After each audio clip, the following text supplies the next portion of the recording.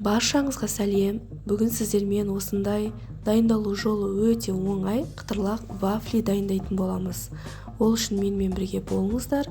Менің каналыма тіркеліп, лайк басып кетуді ұмытпаңыздар. Вафли үшін бізге қажетті заттар: жұмыртқа, қант, ұн, алдын ала ерітілген сары май керек болады. Ең алдымен ыдысымызға жұмыртқамызды салып, үстінен қантымызды қосып, жақсылап араластырамыз.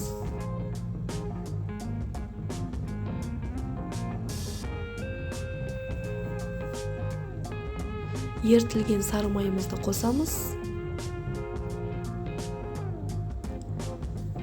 және ұнымызды қосып, үздіксіз араластыра отырып, біркелкі масса шығарамыз. Міне менде осындай сұйық масса дайын болды. Біздің вафлиге арналған массамыз дайын. Алдын ала қыздырып қойған вафельницамызда пісіре береміз. 2 минутта пісіп қалады уже вафлиларымыз. Міне менде уже дайын. Дайын болған вафлилерімізді өз қалауымыз бойынша ораймыз.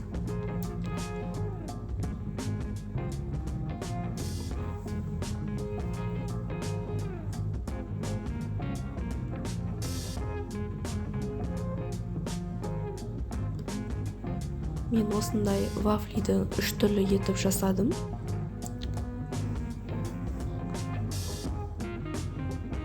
Үшіншісі балмұздаққа арналған вафлиді жасадым.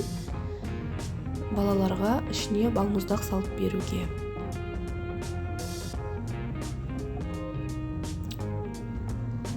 Менде осы массадан 20 штук вафли шықты. Міне уже вафлилеріміз пісіп шықты.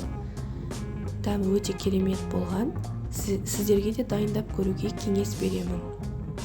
Менімен бірге болғандарыңызға рахмет. Менің каналыма тіркеліп, лайк басып кетуді ұмытпаңыздар. Мен бетіне әсемдік үшін сахарный пудра шаштым. Бұл міндетті емес. Сіздер өз қалауларыңыз бойынша ішіне крем салуларыңызға да, бетіне сахарный пудра шашуларыңызға да болады. Дайын ас болсын.